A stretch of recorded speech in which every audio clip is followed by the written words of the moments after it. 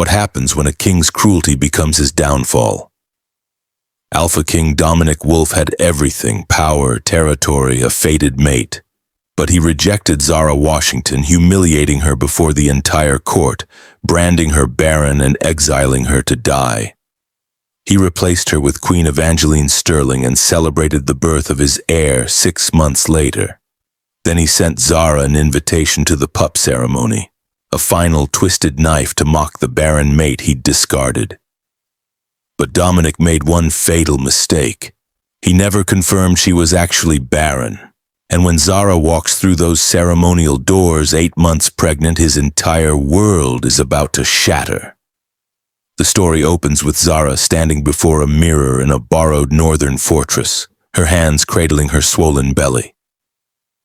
The cream envelope with the wolf seal sits on the table behind her. An invitation that reads like a death threat, addressed to the discarded mate. Her unborn child kicks hard as if sensing her rage. The alpha who saved her life, Kieran Frost, enters with a warning. "You don't have to do this, he wants you to break." But Zara's storm gray eyes are steel. "He invited me to watch him celebrate a lie. I'm going to show him the truth." This moment sets up the central conflict. A rejected pregnant mate walking into the lion's den to expose the man who tried to erase her, carrying the evidence of his greatest mistake beneath her heart.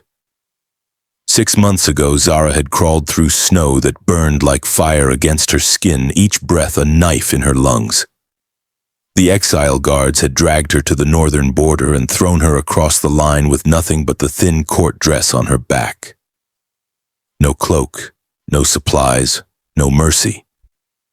Blood had soaked through the silk between her thighs, whether from the physical trauma of her expulsion or something worse, she didn't know.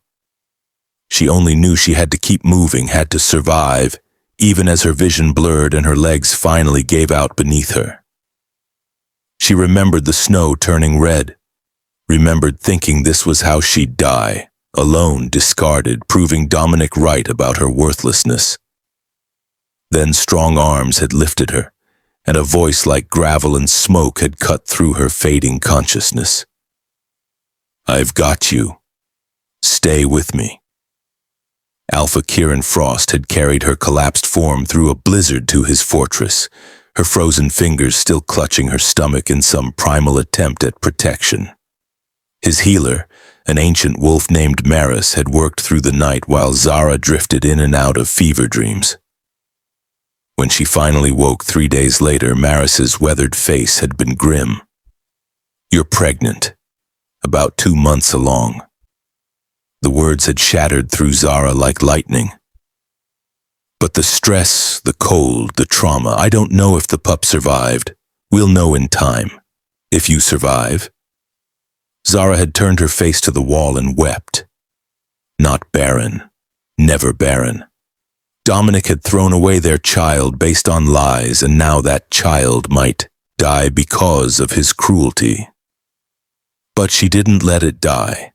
Through weeks of bed rest, through the terror of waiting for bleeding that would signal loss, through the gradual swelling of her belly that proved the physicians wrong, she fought. Kieran never asked for explanations, never demanded her story. He simply ensured she had what she needed: safety, food, healers, space to grieve and rage and slowly, painfully heal. When her belly began to show unmistakably at 4 months, he'd met her eyes across the dinner table and said only, "You're stronger than whatever broke you." Now standing in that same fortress with the invitation in her hand and 8 months of survival behind her, Zara felt Kieran's presence in the doorway before she heard him speak. "The journey south could trigger early labor. Your body's been through enough." His voice carried worry he rarely showed. "You don't owe him anything, Zara. Not even your presence." She turned from the mirror, one hand cradling the curve where her child rested. The baby kicked hard against her palm as if answering for her. "My child deserves to see their father's face when he realizes what he threw away." Her storm gray eyes met Kieran's. "We're going." The carriage wheels hit another rut in the frozen road, and Zara bit back a gasp as pain lanced through her lower back. Every jolt seemed designed to punish her swollen body, to remind her how vulnerable she was making herself. She pressed both hands against her belly, trying to cushion the baby from the worst of it. But her child seemed determined to protest the journey with increasingly aggressive kicks. Through the window she could see Kieran riding alongside, his gray stallion keeping perfect pace with the carriage. 6 of his most trusted warriors flanked them, hands never far from their weapons. They'd been traveling for 2 days, and the closer they got to Wolf territory, the tighter Kieran's jaw became. Zara closed her eyes and rehearsed the words again. "Hello, Dominic. Surprised? Too casual. Did you miss me? Too bitter." Maybe she'd say nothing at all. Maybe the sight of her would be enough. Maybe she'd walk in, let him see what his cruelty had failed to kill, and walk right back out without giving him a single word. But that felt too easy. Too kind. Her stomach tightened suddenly, a band of pressure that stole her breath. She went rigid, counting seconds. The tightening spread around to her back, intensifying, then slowly released. False labor. It had to be false labor. She was only 8 months along. The baby couldn't come yet, not here, not before. "Zara," Kieran's voice came sharp through the window. He'd noticed her posture change, the way she'd gone pale. "I'm fine," she called back, though her voice shook. "Just the road." His eyes narrowed, but he didn't press. They both knew this entire journey was a terrible risk. The landscape began to shift as afternoon bled into evening. Pine forests gave way to the rolling hills she'd once known like her own heartbeat. Then they crossed the border.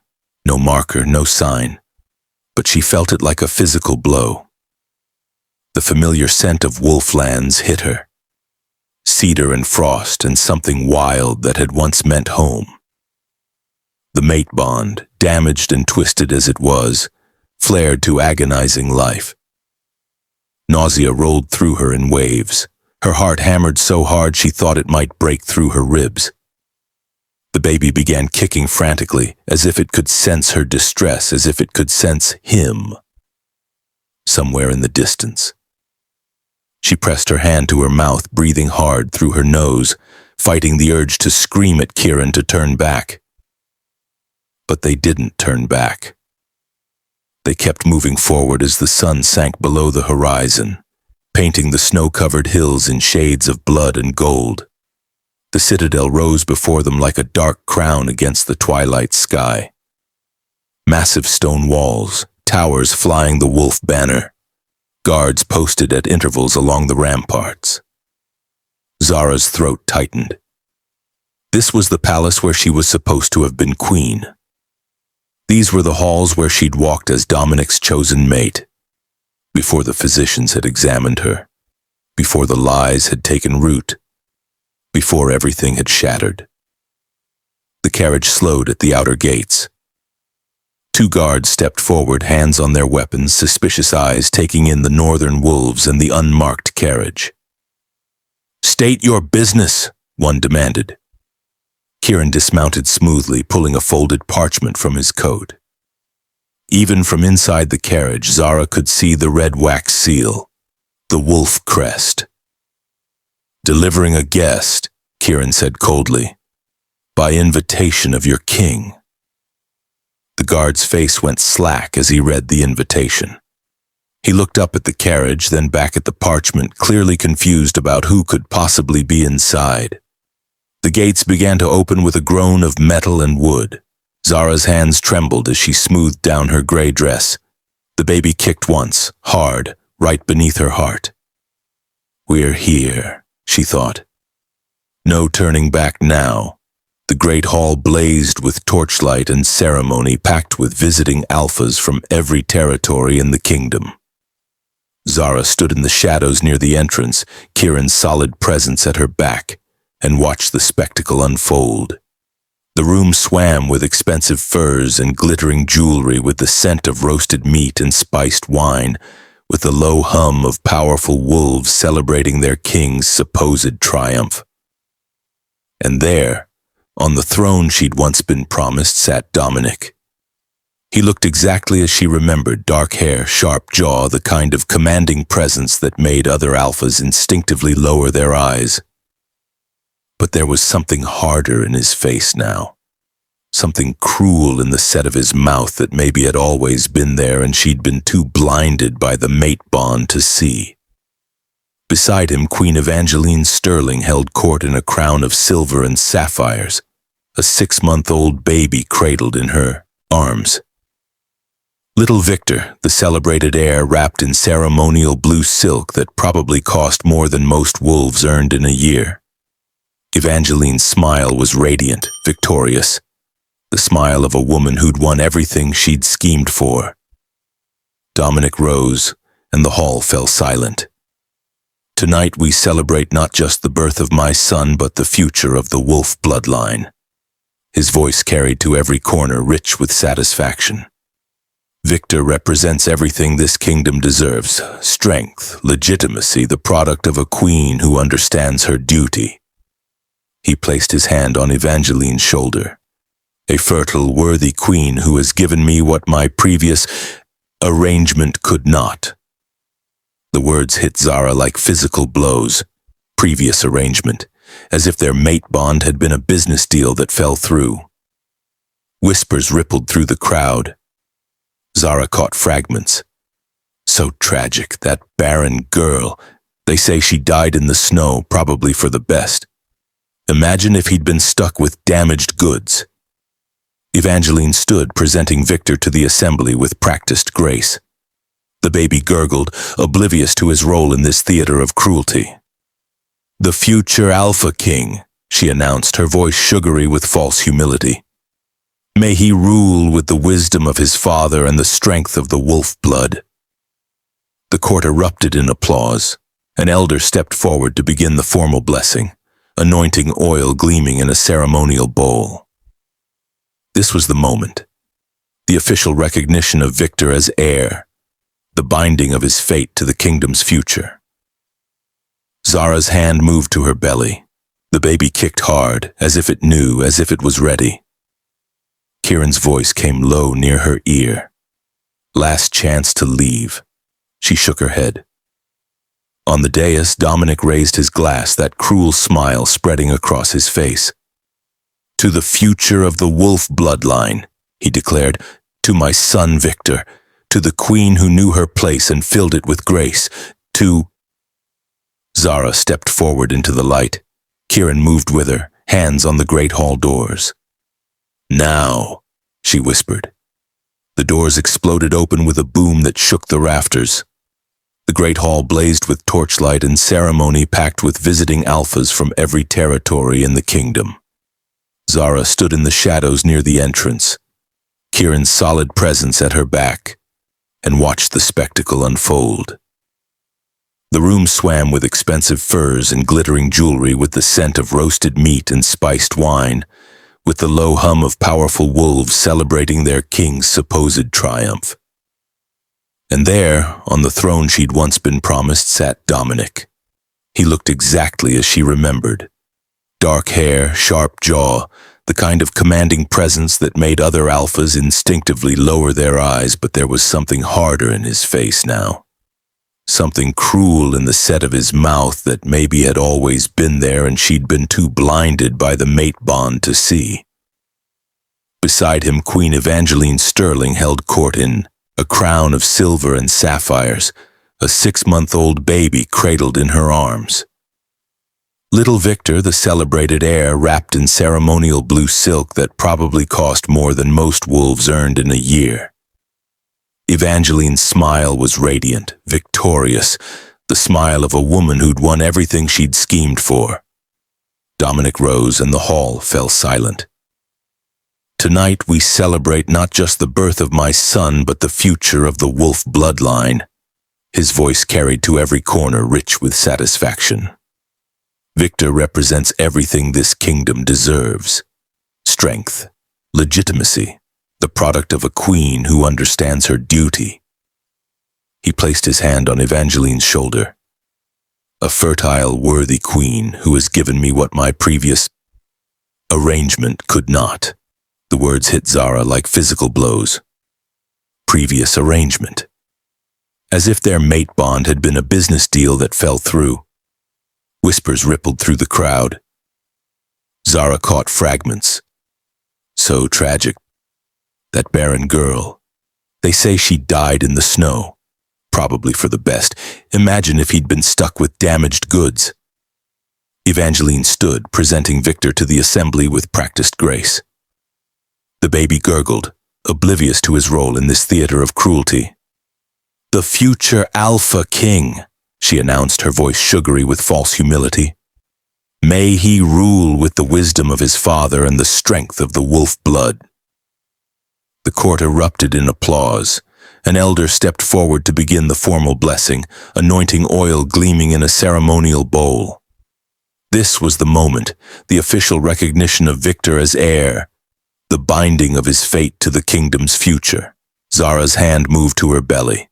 The baby kicked hard, as if it knew, as if it was ready. Kieran's voice came low near her ear. "Last chance to leave." She shook her head. On the dais, Dominic raised his glass, that cruel smile spreading across his face. "To the future of the wolf bloodline," he declared. "To my son, Victor.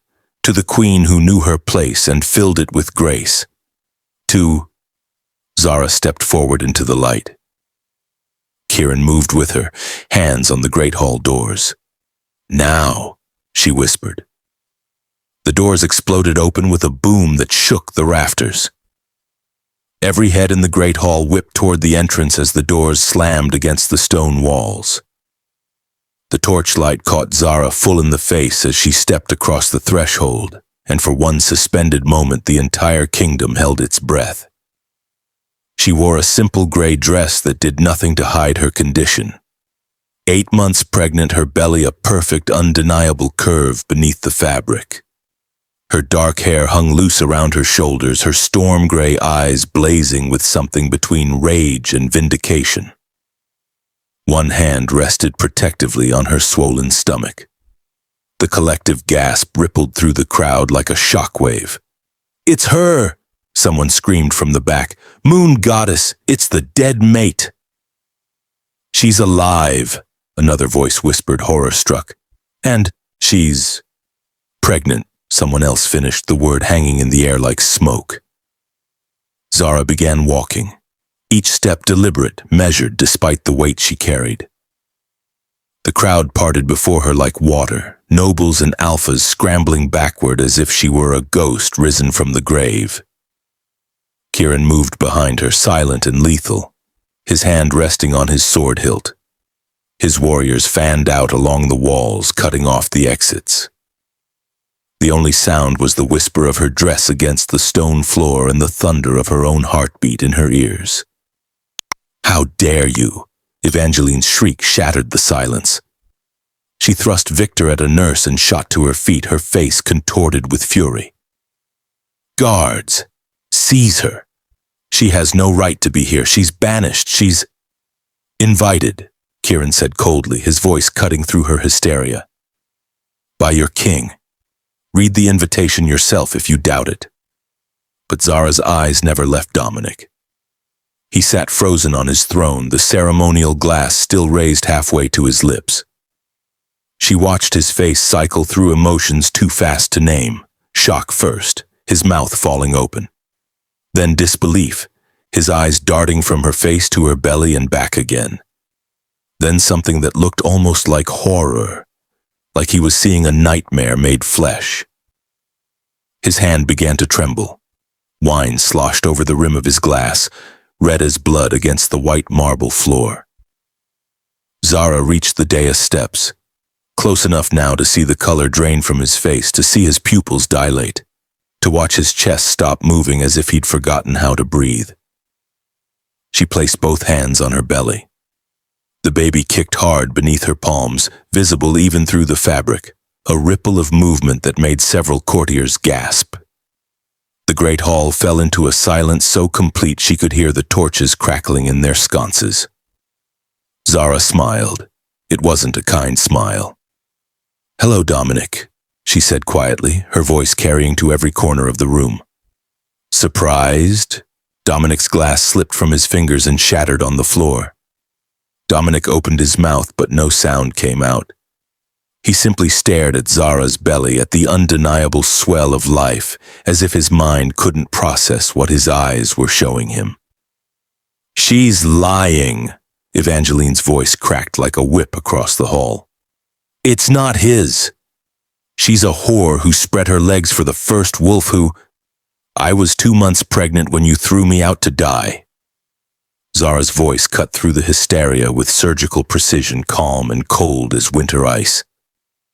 8 months ago, Dominic, you can do the math." The whispers exploded. Zara watched faces in the crowd doing the calculation, watched understanding bloom like poison flowers. 8 months ago was the exile. 8 months ago was when the physicians had declared her barren. 8 months ago was when Dominic had called her defective and cast her out, which meant she'd been carrying his child the entire time. "No," Dominic whispered, the word barely audible. He gripped the arms of his throne like a drowning man. "No, the physicians, they examined you. They swore you were barren. They said..." Zara's laugh was bitter enough to curdle blood. "Did they? Or did they examine Evangeline's gold?" Every eye in the room swiveled toward the back wall, where royal physician Marcus stood among the lesser courtiers. His weathered face had gone the color of old parchment. "How much did she pay you, Dr. Marcus?" Zara asked, her voice carrying like judgment itself. "How much was my life worth? My child's life? How much gold did it take to make you falsify your examination?" I don't know what you..." Marcus stammered, backing toward the wall. Kieran stepped forward, pulling a leather portfolio from his coat. "We raided your home 3 days ago, Doctor. Your hidden study was quite revealing." He opened the portfolio, letting papers spill across the dais steps. Letters, payment records, instructions from Queen Evangeline on exactly what diagnosis to deliver. The hall erupted into chaos. "Lies!" Evangeline shrieked, lunging toward the papers. 2 of Kieran's warriors caught her by the arms. "He's forging evidence. This is a northern plot to..." "The handwriting matches yours perfectly, Your Majesty," Kieran said, his voice dripping acid on the title.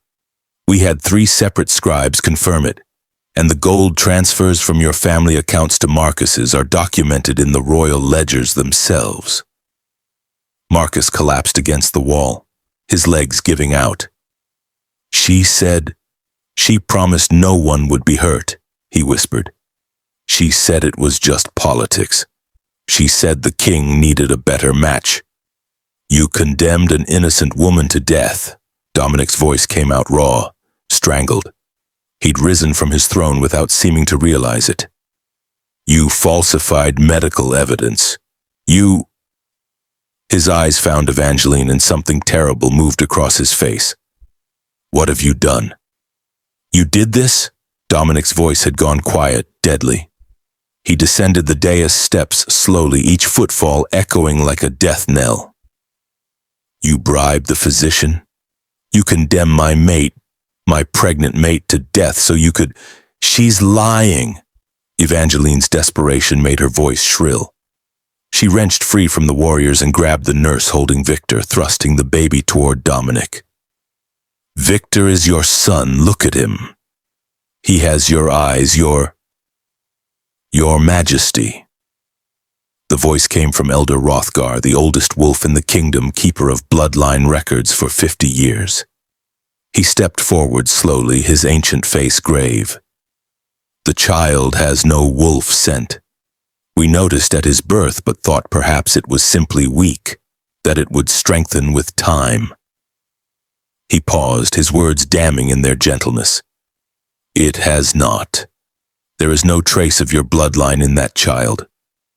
The hall went deathly silent. Dominic stared at Victor as if seeing him for the first time. The baby, innocent, oblivious, gurgled and reached for him with tiny fingers. But Dominic stepped back like the child was poison. "No," he whispered. "No, he's mine. He has to be." Zara watched the truth shatter across his face, watched him understand that everything, the exile, the replacement queen, the celebrated heir, all of it had been built on lies.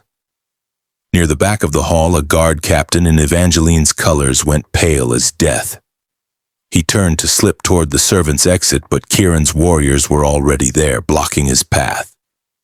"Captain Thorne," Kieran called out, his voice cutting through the chaos. "Going somewhere?" The captain froze. Evangeline made a sound like a wounded animal. "She was already pregnant when she married you," Zara said, her voice flat, factual. 2 months along. She needed a powerful husband to legitimize her bastard, and she needed me gone so I wouldn't produce a real heir to threaten her position. She gestured at the captain, at Evangeline, at the baby. "Victor isn't your son, Dominic. He never was." Evangeline's face twisted with something between rage and terror. "You can't prove that. You can't." "Your own scent is on him," Elder Rothgar said quietly to the captain. "Any wolf with a working nose can tell. The child carries your bloodline, not the king's." Dominic's howl of rage shook the fortress to its foundations. Windows rattled, torches guttered. Several courtiers dropped to their knees, overwhelmed by the wave of alpha fury that rolled off him like a physical force. "Arrest them!" His voice came out barely human. "Arrest the physician! Arrest the captain! Guards, take the queen to the cells, all of them, now!" The hall exploded into motion. Warriors converged on Marcus, who'd started weeping. Captain Thorne tried to fight, but was overwhelmed in seconds. Evangeline screamed and clawed as guards seized her arms, her crown falling from her head and clattering across the floor. "This is treason," she shrieked. "I'm the queen, you can't—" "You're nothing," Dominic roared. "You're a liar and a fraud, and you murdered my—" He cut himself off, his wild eyes finding Zara through the chaos. She had turned away, was already walking back toward the entrance, Kieran at her side, one hand cradling her belly. "Wait!" Dominic's voice cracked. "Zara, please, wait!" She kept walking. "That's my child!" His footsteps pounded across the stone as he chased after her. "Zara, please, I didn't know—" She stopped, didn't turn around, just stopped, her back rigid, her hand protective over the life she carried. "Please," he whispered, and the word broke like glass. Dominic didn't just approach, he fell, dropped to his knees before her so hard the impact echoed through the silent hall. His hands reached for her belly, trembling, desperate to touch the proof of his catastrophic mistake. Zara stepped back, his hands grasped empty air. "I'm sorry." His voice shattered on the words. "Moon goddess, Zara, I'm so sorry. I was wrong about everything. About you, about the physicians, about—" He choked on a sob. Tears streamed down his face, the mighty Alpha King reduced to a broken man on his knees. "Come back. Please, be my queen. Let me be a father to our child. Let me fix this." "You threw us away." Zara's voice came cold as the snow that had nearly killed her. "You called me defective, worthless. You mocked my empty womb in front of the entire court. You looked me in the eyes and told me I'd failed you as a mate." Her hand moved to cradle her belly, protective, possessive. "This child kicked inside me while I bled in the snow, while I crawled through a blizzard, freezing to death because you sent me out with nothing. They survived because I fought for them, not you, me. I know." Dominic's hands fisted in his own hair. "I know, and I'll spend the rest of my life making this right. I'll give you anything, the crown, the kingdom, my life if you want it. Just please—" "You can't give me what I need." Zara's voice didn't rise, didn't crack. She simply stated facts like pronouncing sentence. "You can't give me those 6 months back. You can't erase what you said. You can't undo leaving me to die while your child grew inside me. She paused, letting each word land like a blade. You can't give me back the trust that you destroyed. The court watched in absolute silence. Even the guards had stopped moving, transfixed by the destruction of their king. Dominic looked up at her, his face wet with tears, his eyes pleading. I love you. I've always loved you. The mate bond means nothing when you're willing to believe I'm worthless. Zara cut him off. It means nothing when you'll throw me away the second someone tells you I'm not good enough. She turned away, and this time when he reached for her, Kieran's hand clamped down on Dominic's wrist with crushing force. Don't, Kieran said quietly. Zara paused at the threshold, looked back over her shoulder one last time. Her gray eyes swept over Dominic kneeling in his shattered kingdom, over the arrested conspirators, over the false heir crying in a nurse's arms. You wanted a fertile queen, she said, and her smile was sharp as broken glass. You have one. She just happens to be a liar and a fraud. Fitting. Then she walked through the doors and didn't look back. Behind her, Dominic's anguished howl shook the stones themselves. Dominic scrambled to his feet as Zara walked away, stumbling after her with the desperation of a man watching his entire world dissolve. But Kieran moved into his path, a wall of northern steel and cold fury. The lady has made her choice, Wolfe. Kieran's voice was soft, deadly. Honor it. Get out of my way. Dominic shoved against him, but Kieran didn't budge. That's my child, my heir. You can't take them from me. Zara stopped. For a heartbeat, Dominic must have thought he'd reached her, that she'd turn back. But when she looked over her shoulder, her eyes held nothing but ice. I'm not taking anything from you. Each word precisely placed, cutting. You threw us away, remember? We were dead to you. You said so yourself when you sent me across that border to freeze. She turned forward again, continuing her slow, deliberate walk, each step measured despite her heavy belly, despite the exhaustion that must have been dragging at her bones. She moved like a queen walking toward freedom rather than away from a throne. I'm the king! Dominic's roar rattled the rafters. I can command you to stay. I can order you. You're not my king. Zara's voice carried back to him, final as a headstone inscription. You stopped being anything to me the day you called me worthless.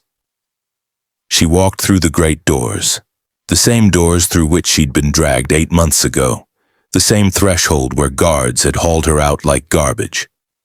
This time she walked through them with her head high, carrying the future of the Wolfe bloodline away from the man who'd tried to destroy her.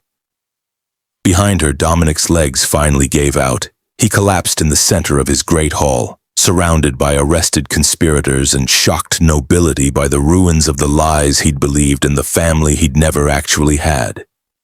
His kingdom, his queen, his heir, all of it false, all of it ashes, and the only real thing he'd ever possessed he'd thrown into the snow to die. Outside, the cold air hit Zara's face like a blessing. Kieran's hand steadied her elbow as her knees wavered, guiding her down the steps toward the waiting carriage. The northern warriors fell into formation around them, a protective wall between her and the chaos still erupting inside the citadel. Kieran helped her up into the carriage, and only when the door closed and the wheels began to turn did Zara feel the first tears break free. They came silently, streaming down her face as the citadel grew smaller behind them. It's over, she whispered, her hands cradling her belly where their child kicked strong and sure. We're free. The carriage rolled toward the northern border, carrying the true heir away from the broken king who'd lost everything. 3 weeks later, Zara's screams echoed through the stone halls of Kieran's fortress, but this time they were the sounds of creation rather than destruction. Midwife Maris gripped her hand while two younger healers worked between her legs, and outside the door Kieran paced like a caged wolf, though he had no claim to the child being born. "One more push, dear heart," Maris urged. "Your daughter is almost here." Daughter. The word gave Zara strength she didn't know she had left. She bore down with everything in her, and then suddenly the pressure released and a baby's cry split the air. Strong, furious, alive. "A girl," Maris announced, tears streaming down her weathered face as she placed the squirming infant on Zara's chest. "Perfect and healthy and absolutely magnificent." Zara looked down at her daughter, through blurring vision. Storm-gray eyes blinked up at her, and there on the baby's tiny shoulder, the faint silver birthmark of the wolf line, undeniable proof of her heritage. "Naya," Zara whispered, tracing the mark with trembling fingers. "New beginning." The letters started arriving a week later. Kieran's beta brought them to her chambers where she sat nursing Naya, thick envelope sealed with the wolf crest. News from the south.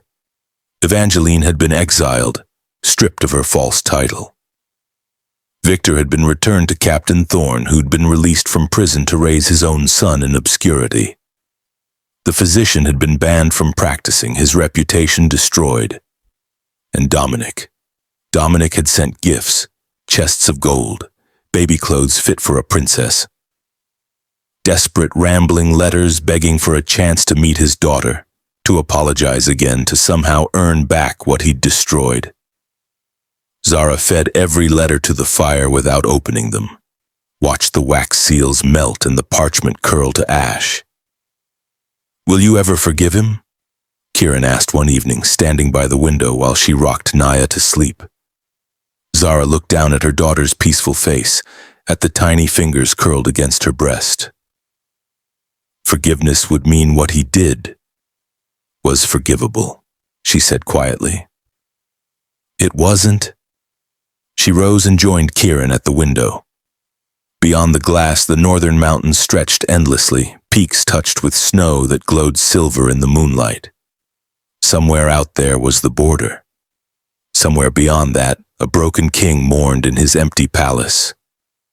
"He can mourn what he threw away," Zara said, and there was no bitterness left in her voice, only peace. "We're building something new." A knock at the door interrupted them. One of Kieran's scouts, his face apologetic. "Alpha, there's been a sighting, the Wolf King at the southern border. He's been there for 3 days, just watching the fortress." Kieran's jaw tightened. He looked to Zara. "Should I send him away?" Zara gazed out at the mountains, at the stars, at the vast freedom that stretched before her. Naya stirred in her arms, making the small, contented sounds of a child who knew she was safe. "Let him watch," Zara said softly. "Let him see what he'll never have. I just wanted to take a moment to say thank you, truly, deeply, thank you. Every view, every like, every comment you leave means more to me than you know. You're not just numbers on a screen, you're the reason I keep creating these stories. Your support, your feedback, and your enthusiasm fuel every chapter I write. When you share which characters resonate with you, when you theorize about what happens next, when you tell me these stories helped you through a tough day. That's what makes this all worthwhile. Thank you for being part of this journey. Thank you for giving these characters a home in your hearts. Thank you for letting me share these worlds with you. Here's to many more stories together."